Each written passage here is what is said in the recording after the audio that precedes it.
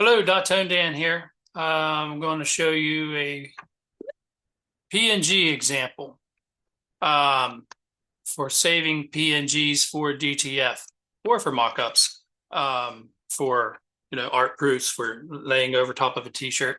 So in this example, let me show you my layers.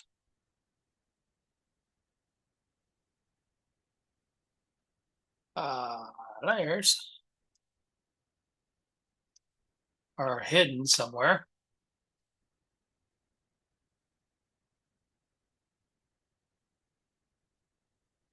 Don't know why they're hidden. There they are. They were underneath that window. So um, let's put this on a black background. So you're working in Photoshop, you got your artwork done, and you want to save it as a PNG. So the first thing you want to do is have no background to it because you want this transparent, right? And then you're just note the image size of your document. Let's say I'm at right here at 11, basically 11 inches wide, 300 resolution. I want the file to be 300 resolution. And at the actual size. So nobody needs to scale it for any reason. So um, if some people are going to export and they're going to save for web, and when you do that, it's saving for web is pixel resolution, 72 ppi by default. That's Adobe's default setting. So if you're going to save for web, it's only going to give you 72 resolution. So what that does is proportionally increases the document size, the actual physical size of the art file. And I'll show you what I'm doing here. So the preset is for a good PNG quality is PNG 24. And then you want to make sure you have transparency checked. And otherwise, it'll give you a white background like it was trying to do there. And then you click on save. So you put it in a location. That's going to go in my documents, and I'm going to name this export for web. Click on save. And then I'll do another one to give you a quick comparison. Save as a copy. And I'm going to name it save as copy. And then change it down here under the save as type. Scroll up to PNG. This is what you want to do when you're sending print files for DTF. Otherwise, you'll end up getting the files to come in at, as an example, like this.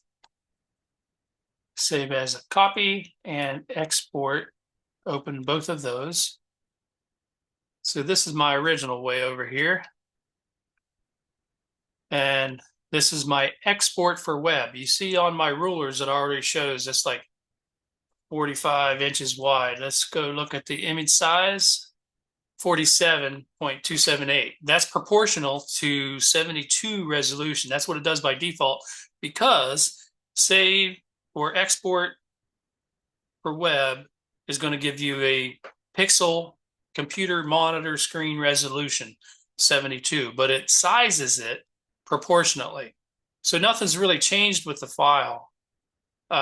You can click on resample and scale this down, but this is a bad habit. And the reason why is because when you click on resample, it has to do one of these automated resampling procedures.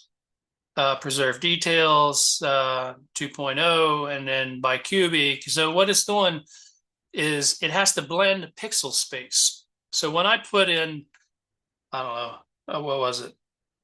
Let's see what it was proportionately. So I'll select this and undo that. Change that back to 72. So when I click on resample, and then I want to put in 300 resolution, that'll change the resolution, but look what it's doing already. It's blurring. That's the art, the original art. And if I release, it'll show me the preview. So then it softens everything up and blends things, the pixels together. And the reason why it's doing that is because it thinks that you are now trying to, by default, Adobe's default is, Adobe just thinks that you're printing everything to, if you're going to use it for print, you're printing offset paper printing, which they use a high line screen. And so they don't want hard, choppy edges. They want to soften things up a little bit so it's more pleasant to the eye. That's what all of these different options here are for, to soften the image up a little bit, soften up tight, whatever it might be. So again, that's the original, and it was already anti-aliased or had soft edges to it. And now it's blurring that even more. But so it's messing with my artwork because I have to resize it. So I don't really want to do that. So let me blow back up. And now it's giving me a funky edge in here. And so that's with anti-aliasing on.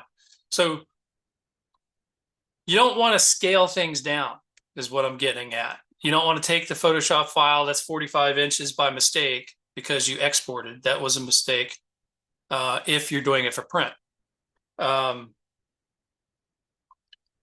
So that resolution or that document size is supposed to be 11.347 at 300 resolution. So this is with resample on. I'm just pointing that out again.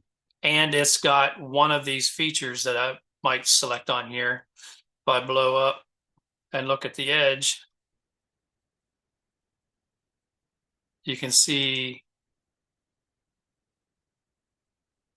I've already applied a resizing sampling effect once. So that's why it's not showing you that again. But it's quality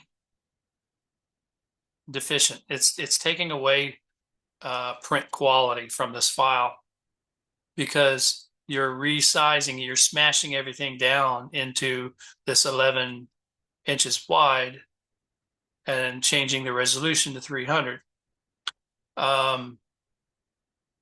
So we don't want to go that route by resizing this larger document. If you look at it this way, go to image size and resample it this way, keep it unchecked, do not resample down here. You just enter in 300 for the resolution, and the document size decreases down to the original that you had to begin with. So that's what you want to make sure you do. If you happen to have went through the export for web process and you want to resize it back down to what it should be. So that export process is a mistake. You really want it, if you're printing for GTF, it's got good quality here, all the way blown up here at 300 resolution. And you've done a save as a copy. So just wanted to point that out, those two differences. Here, you know, with export, you're going to have to monkey with the document size and the resolution, and do you do you resample or do you not resample? And you can skip all that and just do a save as in Photoshop. That's more efficient. So that's it. That's all I wanted to say.